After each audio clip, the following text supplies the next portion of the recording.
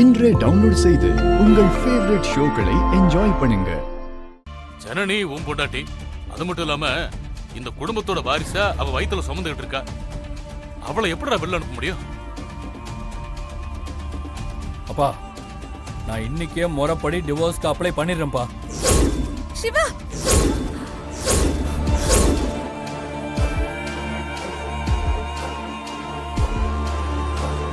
அவ இங்க எங்கேயாவது இருந்து குழந்தைய பெத்து கொடுத்துட்டு மலேசியா புறட்டு போட்டோம். ஆனா அவ இந்த வீட்டுல இருக்க வேணாம்ப்பா, புரிஞ்சுக்கங்க. டேய் சிவா, கொஞ்சமாவது அறிவு இருக்காடா உனக்கு? எப்ப பார்த்தாலும் டைவர்ஸ் டைவர்ஸ்னு சொல்லிட்டு இருக்க.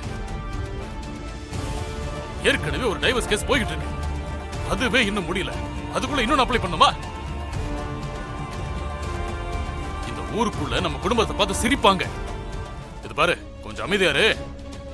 இந்த பிரச்சனையா என்ன பண்றதுன்னு பேசி தீர்த்துக்கலாம். அண்ணே, நீங்க பண்றது கொஞ்சம் கூட நல்லா இல்ல. ஏன் பொண்ணு வீட்டை விட்டு வெளியே அனுப்பிட்டு இவ்வளவு மட்டும் சேர்த்துப்பீங்களா? ஏன் பொண்ணு என்ன இவ்வளவு விட பெரிய தப்பா பண்ணிட்டா? அப்படி என்னன்னு நாங்க குறைஞ்சு போயிட்டோம்? அத்தை, இப்ப பேச வேண்டிய பேச்சா இது? முதல்ல இந்த விஷயத்தை முடிச்சுக்குவோம், அதுக்கப்புறம் அதை பத்தி பேசலாம். நீங்க கொஞ்ச நேரம் அமைதியா இருங்க. ஆமா, இப்படியே ஆளாளுக்கு என்ன அடக்கி வச்சுட்டே இருங்க. அப்பா, இப்ப நீங்க என்னப்பா சொல்றீங்க? இவ ஒரு பெரிய துரோகிப்பா.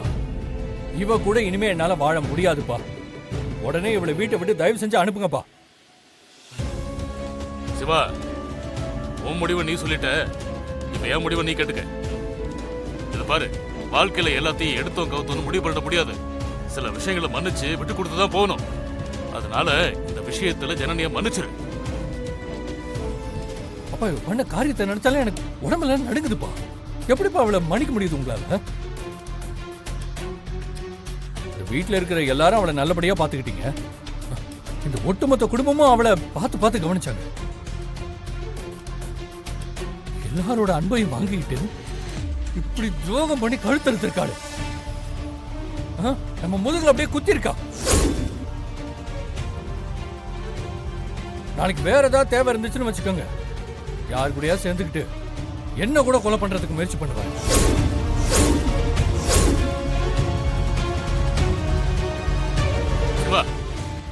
ரொம்ப கற்பனை எல்லாம் பண்ணிக்காத.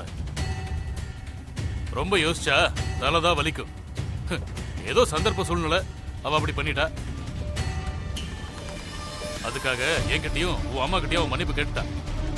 நாங்களும் அவளை மன்னிச்சிட்டோம், நீயும் மன்னிச்சு ஏத்துக்க. ஐம் சாரிப்பா. நீங்க இதுக்கு மேல என்ன சொன்னாலும் சரி, இவளை என்னால ஏத்துக்க முடியாது. இப்ப சொல்றேன் கேட்டுக்கங்க. இவளை இந்த வீட்டுக்குள்ள சேர்த்ததுக்காக நீங்க எல்லாரும் வருத்தப்பட போறீங்க. இவ இந்த வீட்லயே இருந்து தொலையிட்டோம்.